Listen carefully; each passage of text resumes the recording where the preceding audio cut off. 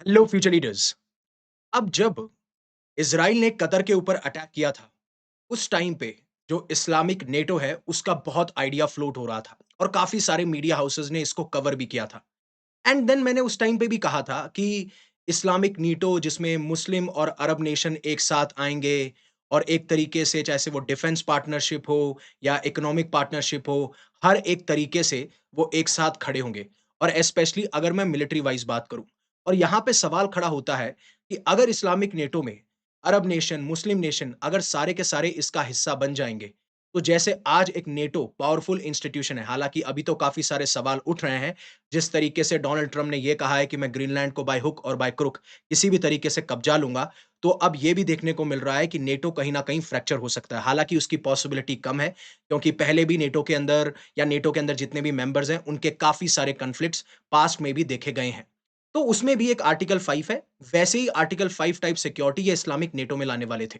अब जब पाकिस्तान ने न्यूक्लियर बॉम्ब बनाया, न्यूक्लियर वेपन बनाए, तो ये कहा गया और ये डर था कि ये इस्लामिक बॉम्ब बन सकता है क्योंकि पाकिस्तान अपने फ़ायदे के लिए तो किसी भी नेशन को, स्पेशली जो मिडल ईस्ट के नेशंस हैं, मुस्लिम और अरब नेशंस हैं, उनको इस्लामिक बॉम्ब या न्यूक्लियर वेपन प्रोवाइड कर सकता है। वैसे ही इस्लामिक नेटो में आर्टिकल 5 ये कहता है, आर्टिकल 5 जैसी सिक्योरिटी कि अगर किसी भी एक मेंबर पे अटैक होता है, तो सारे के सारे मेंबर्स दूसरे नेशन पे अटैक कर देंगे। और तब भी मैंने कहा था कि इस्लामिक नेटो का जो आइडिया है, वो अभी फ्लोट तो किया जा रहा है, जिस तरीके से इज़राइल ने कतर पे अटैक किया है। बट बहुत टाइम लगेगा इसको एक साथ आने में और इसमें बहुत ज़्यादा दिक्कतें भी हैं। मतलब कई बार अगर मुझसे पूछा जाए पर्सनली, तो मैं नहीं कहता कि इसमें बहुत सारे मेंबर्स आपको देखने को मिलेंगे। अब 5 हों, 6 हों, 7 हों, मुझे नहीं पता। बट बात यहाँ पे ये है कि ये बहुत डिफ़िकल्ट हो जाएगा। लेकिन आज मैं इस कॉन्टेक्स्ट में क्यों बात कर रहा हूँ? जिस तरीके से जब पाकिस्तान और सऊदी अरेबिया ने एक डिफेंस पैक्ट साइन किया था, जिसमें ये कहा था कि पाकिस्तान के ऊपर अगर अटैक होगा तो समझा जाएगा सऊदी अरेबिया पे अटैक है और सऊदी अरेबिया पे अटैक होगा तो समझा जाएगा पाकिस्तान पे अटैक है। तो ये कहा जा रहा था कि अब तो देखिए पाकिस्तान के साथ में अगर इंडिया की लड़ाई होगी तो सऊदी अरेबिया आ जाएगा और मैंने उस टाइम पे भी कहा था ऐसा कुछ नहीं होगा। अब आप देख लीजिए पाकिस्तान अफ़गानिस्तान का जब इश्यू हुआ था, तो क्या सऊदी अरेबिया पिक्चर में आया था? क्या सऊदी अरेबिया ने कोई सपोर्ट किया होता? हाँ, इनडायरेक्टली सपोर्ट की जा सकती है। फॉर एग्ज़ाम्पल मिलिट्री एड दे दिया, intelligence they the, that is fine. But military troops को तैनात करना ऐसा पॉसिबल बिल्कुल भी नहीं होगा। लेकिन अब इस्लामिक नेटो आगे बढ़ रहा है। क्या वो कोलैप्स होगा या फिर वो एक स्ट्रक्चर या शेप लेगा? क्यों ये बात की जा रही है? क्योंकि तुर्की ने साफ-साफ ये कहा कि हम जो सऊदी अरेबिया और पाकिस्तान का डिफेंस पैक्ट है, उसको हम जॉइन कर सकते हैं। लेकिन इनके लिए सबसे बड़ा अगर कोई थ्रेट है, वो है इज़राइल और इंडिया का बॉन्ड और पार्टनरशिप। चाहे से वो इकोनॉमिक टाइज़ हों, डिफेंस टाइज़ हों, कैसे भी तरीके के समझौते हों या बॉन्ड हो और जो एक म्यूचुअल ट्रस्ट है, वो सबसे बड़ा खतरा हो सकता है, चाहे से वो पाकिस्तान-तुर्की की अलायंस हो या फिर आप इस्लामिक नेटो की बात करो, जिसको मैं ये देखता हूँ कि बहुत मुश्किल है इसको रियलिटी में लेके आना, जैसे आज आपको नेटो देखने को मिलता है, जिसमें 32 मेंबर्स हैं। तो जैसा मैंने कहा कि ये पहले भी इसके बारे में बहुत आइडिया किए गए थे और इसको बहुत बार फ्लोट किया गया है। जब यमन में वॉर चल रही थी, तब भी इस्लामिक नेटो की बात हुई। जब उसके बाद में जब आईसिस खड़ा हो रहा था, अपने आप को रीग्रुप कर रहा था, तब भी इस्लामिक नेटो की बात हुई। लेकिन अभी तक पिक्चर में आया नहीं और मुझे लगता भी नहीं है कि फ्यूचर में बहुत जल्दी ये आएगा। लेकिन जब इसको आइडिया को फ्लोट किया गया, जब इज़राइल ने कतर पे अटैक की, तो ईरान सपोर्ट कर रहा था, इजिप्ट सपोर्ट कर रहा था और सबके अपने-अपने मॉडल्स थे कि हम इस्लामिक नेटो को इस तरीके से देखते हैं, हम इस्लामिक नेटो को इस तरीके से देखते हैं, अलग-अलग तरीके से बात की गई थी। और उस टाइम पे भी मैंने कहा था कि अब हो सकता है कि मिलिट्री एक्सरसाइज़ेज़ बढ़ जाएँ, इवन जो तुर्की और पाकिस्तान है, वो इम्पोर्टेंट प्लेयर्स उभर के आएँगे और आज आप देखिए, तुर्की खुद बोल रहा है कि हमें सऊदी अरेबिया और पाकिस्तान का जो डिफेंस पैक्ट है, उसमें जॉइन होना है। और जब इज़राइल ने कतर पे अटैक किया, कतर जो कि यूएस का अलाई है, तो यूएस की सिक्योरिटी पे भी काफ़ी सारे सवाल खड़े हो गए थे, तो इसलिए अरब स्टेट्स ने ये सोचा कि हमें धीरे-धीरे यूएस से डिपेंडेंस कम करनी पड़ेगी, जैसे आज यूरोपियन नेशन सोच रहे हैं। व्हेन इट कम्स टू जब ग्रीनलैंड पे अटैक करने की बात की जा रही है या यूक्रेन वॉर को लेके वो क्या सोचते हैं या फ्यूचर में यूएस की क्या स्ट्रैटेजी रहेगी, उन सारी चीज़ों को मद्देनज़र रखते हुए। तो अरब स्टेट्स ने उस टाइम सोचा कि शायद इस्लामिक नेटो एक अच्छा आइडिया रहेगा, अगर हम इसमें जुड़ते हैं तो हमारी धीरे-धीरे यूएस से डिपेंडेंस कम होगी। और इसीलिए ये नया ट्राइलैटरल अलायंस आने वाले टाइम पे आपको देखने को मिल सकता है, जहां तुर्की भी सऊदी अरेबिया और पाकिस्तान का डिफेंस पैक्ट को जॉइन कर ले। और ये तीनों ताकतें, ये जो हैं, तुर्की है, पाकिस्तान है या फिर जो सऊदी अरेबिया, तीनों के पास में अपनी स्पेशलिटी है।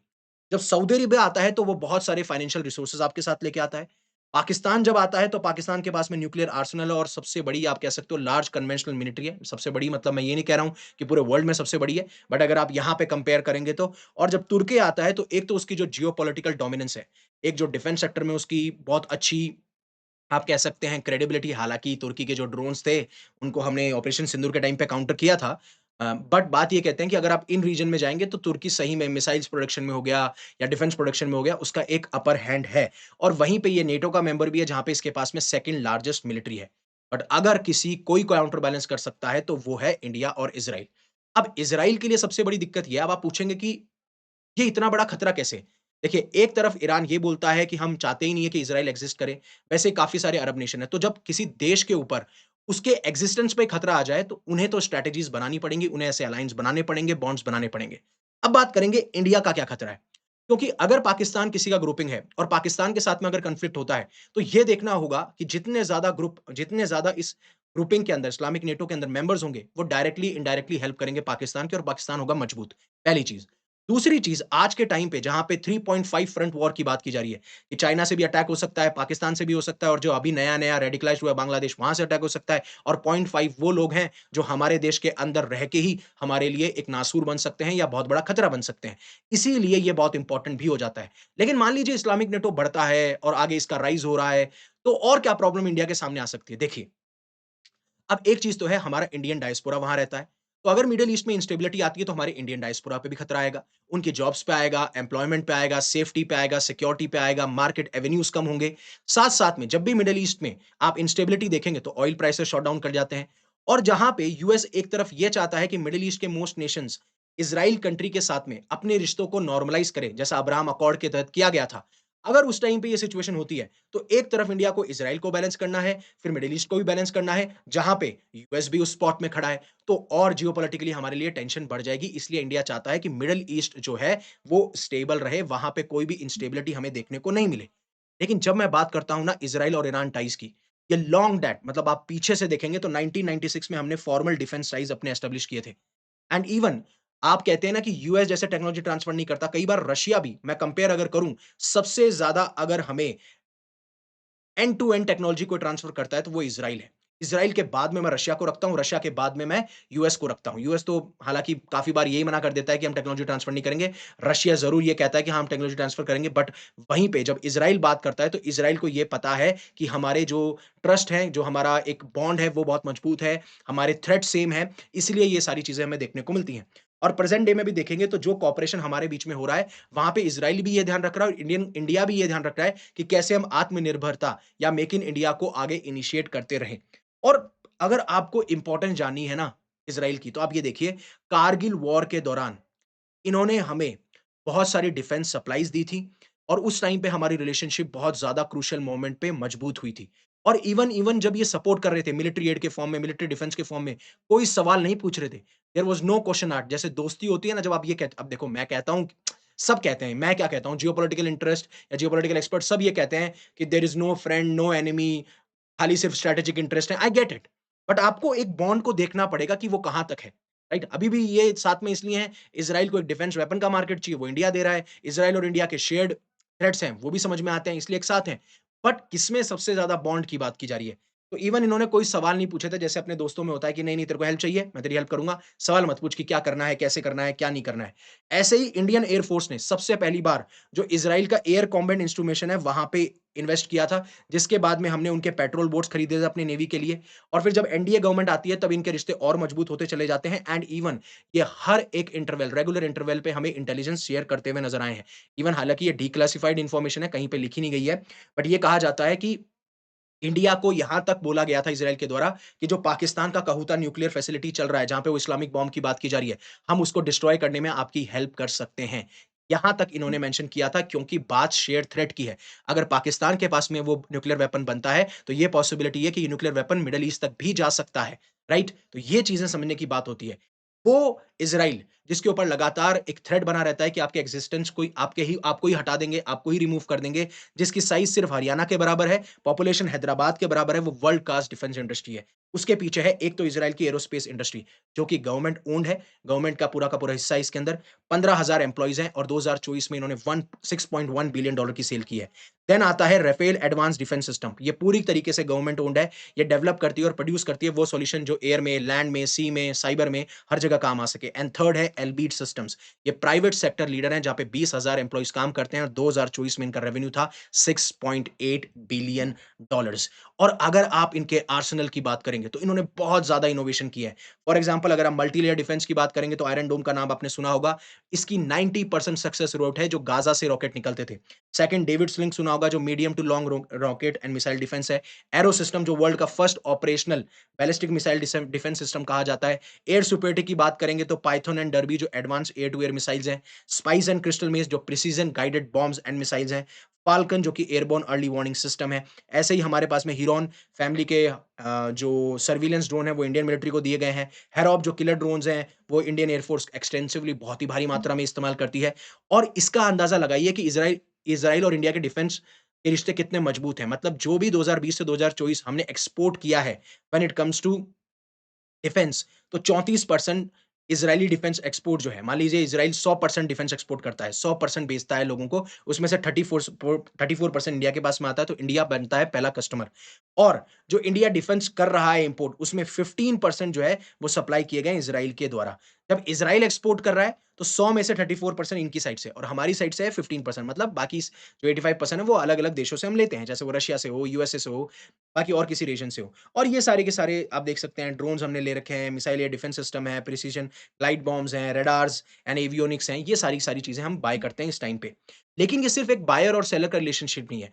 हम साथ-साथ में को-प्रोड्यूस भी करते हैं जिसमें हम ये ध्यान रखते हैं कि कैसे मेक इन इंडिया को और आत्मनिर्भरता को आगे बढ़ाया जाए। फॉर एग्ज़ाम्पल जो आईएआई है, वो एचएएल के साथ मिलके मिड एयर रिफ्यूलर्स हवा में अगर मान लीजिए आपके कोई फाइटर जेट है, उनको कैसे रिफ्यूल करना है। अगर आप फिर उसके बाद में आईएए की बात करेंगे तो भेल के साथ मिलकर ये medium range surface to air defence system या मिसाइल के पे काम करते हैं। और जब राफेल की बात करेंगे तो राफेल प्लस कल्याणी ये एंटी टैंक मिसाइल्स या जो ट्रॉफी एक्टिव प्रोटेक्शन सिस्टम्स हैं उनके ऊपर काम करते हैं। और इसमें काफ़ी सारे प्राइवेट जो कंपनीज़ हैं वो भी इसके अंदर इन्वॉल्व हैं जैसे एल&टी और अडानी डिफेंस। और इवन जिस तरीके से इज़राइल ऑपरेशन करता हुआ पाया जाता है अलग-अलग रीजन के अंदर, उससे भी हमने काफ़ी सारा सीखा और इवन एक्सपर्ट्स ये भी कहते हैं, जिस तरीके से इंडियन एयर फोर्स ने बालाकोट एयर स्ट्राइक्स करी थी 2019 में, वो पूरा का पूरा आप देखने को मिलेगा कि पूरी की पूरी एक प्लेबुक थी इज़राइल की। और इवन यहाँ पे फोकस ये किया जाता है कि कोई मिशन है तो उससे पहले हम इंटेलिजेंस गैदर करें, एक्सटेंसिव मतलब बहुत ही बड़े लेवल पे और अच्छे तरीके से मिशन के रिहर्सल होने चाहिए और हाई वेपन स्टॉकपाइल होना चाहिए। तो कहा जाता है ना the more you sweat in peace the less you bleed in war. और सिर्फ ये अलायंस डिफेंस पार्टनरशिप तक नहीं है। यहाँ पे आपको देखने को मिलेगा एक मिडल ईस्ट क्वाड जिसके बारे में I2U2 इनिशिएटिव के बारे में बात की जाती है, जहाँ India, Israel, UAE, United states हैं और काफ़ी सारे सेक्टर्स में ये काम करते हैं। Water, energy, transportation, food security, health, space. और इंडियन वर्कर्स के लिए भी बायलैटरल फ्रेमवर्क बनाया गया है, यानी दोनों देशों के बीच में एक फ्रेमवर्क है, जहाँ पे उनको फेयर पे मिलेगा, उनकी सोशल सिक्योरिटी का ध्यान रखा जाएगा, उनकी लॉजिंग और मेडिकल केयर का ध्यान रखा जाएगा। इवन जो कॉन्ट्रैक्ट्स होंगे वो प्रॉपर्ली स्ट्रक्चर्ड कॉन्ट्रैक्ट्स होंगे, जहाँ पे वेलफेयर मेंशन्ड होगा इंडियन एम्बेसी के द्वारा, यहाँ तक भी बात होती है। इसलिए जो हमारी रिलेशनशिप है बायर सेलर से लेकर कोड डेवलपर तक, अब आगे आने वाले टाइम पे हमें अलग-अलग डोमेन्स में बात करनी होगी या फिर काम करना होगा जिस तरीके से ये शेयर्ड थ्रेट्स हमारे सामने खड़े हो रहे हैं। चाहे वो आर्टिफिशियल इंटेलिजेंस हो, साइबर वॉरफेयर हो, हाइपरसोनिक डिफेंस हो, डायरेक्टेड एनर्जी वेपन्स हो लाइक आयरन बीम या एडवांस यूएवीज़ हो। ये मद्देनज़र हमें रखना होगा और इसके तहत इज़राइल भी ग्रीस और साइप्रस के साथ में अपने रिलेशनशिप मजबूत कर रहा है, चाहे वो सिक्योरिटी, डिफेंस और एनर्जी में हो। और वहीं पे एक तो इज़राइल कर रहा है ग्रीस और साइप्रस के साथ, इंडिया भी ग्रीस और साइप्रस के साथ में काम कर रहा है, जिससे जो तुर्की और पाकिस्तान के एक्सिस है या फिर तुर्की का जो एक प्रेज़ेंस है, उसको काउंटर किया जा सके। लेकिन फिर मैं कहूँगा कि इस्लामिक नेटो जो है, वो पिक्चर में आए, एकदम सॉलिडिफाइड तरीके से। धीरे-धीरे मेंबर ज़रूर बढ़ेंगे, लेकिन आप ये सोचें कि एक नेटो की तरह ये स्ट्रॉन्ग हुआ, मुझे बिल्कुल नहीं लगता है बिकॉज़ एक तो मुस्लिम कंट्रीज़ में ही बहुत ज़्यादा डिस्ट्रस्ट है, भरोसा नहीं करते। एक तो शिया और सुन्नी वाला डिवाइड जो आपको देखने को मिलता है, सबके अलग-अलग इंटरेस्ट हैं। पहले क्या होता था कि काफ़ी सारे मुस्लिम और अरब नेशन पैलेस्टीनियन जो सपोर्ट है, जो कॉज़ है, उसको सपोर्ट करते हुए नज़र आते थे। फिर ये इतना इश्यू चलता रहा कि जो पर्टिकुलर नेशन के जो इंटरेस्ट हुआ करते थे, वो बैक सीट पे चले गए, जिसकी वजह से फिर ये डिसाइड करते हैं कि अब हमें इस इश्यू पे कम फ़ोकस करना है, अपने डेवलपमेंट पे ज़्यादा फ़ोकस करना है। और होता क्या है कि हर एक कंट्री ये चाहती है कि हमारा कंट्रोल हमारे पास हो। अगर आप एक्सटर्नल इश्यू से अपना कंट्रोल खोने लगे, तो फिर आपका जो डेवलपमेंट है, प्रॉस्पेरिटी है, पीस है, वो डिफ़िकल्टी में आ जाता है। और इसीलिए आपको देखने को मिला होगा कि यूएस ने जो अब्राहम अकॉर्ड प्रपोज़ किया था, जिसमें ये चाहते थे कि इज़राइल और काफ़ी सारे जो मिडल ईस्टर्न नेशंस और अरब मुस्लिम नेशंस हैं, उनके अच्छे संबंध बन पाएँ इज़राइल के साथ में, तो ये चीज़ भी ये दिखाती है। अब काफ़ी सारे नेशन तो ईरान के रोल पे ही एग्री नहीं करते कि ईरान का क्या रोल होगा, क्योंकि फिर सऊदी अरेबिया और ईरान के बीच में जो राइवलरी है वो देखने को मिलती है। सऊदी अरेबिया बोलता है मिडल ईस्ट का बादशाह मैं, ईरान बोलता है हम रूल करेंगे। ये सारी अलग-अलग चीज़ें हैं, अलग-अलग डिफरेंट स्टेट्स की डिफरेंट प्रायोरिटीज़ हैं, डिफरेंट फेयर्स हैं। कुछ डिफेंस चाहते हैं, तो कुछ ऑफेंसिव कैपेबिलिटी चाहते हैं, कुछ डिफेंसिव कैपेबिलिटी चाहते हैं। इसीलिए मैं कहता हूँ कि ये पिक्चर में आना बहुत डिफिकल्ट है। आ सकता है 3 मेंबर, 4 मेंबर, 5 मेंबर ऐसे करके छोटे-मोटे 6-7 मेंबर, 8-10 मेंबर आ सकते हैं। बट आप नेटो की तरह देखेंगे तो I don't think so. So that is it from my side. Thank you very much for giving me your precious asset. That is your time. Stay safe, stay happy, take care. Jai Hind, Jai Bharat.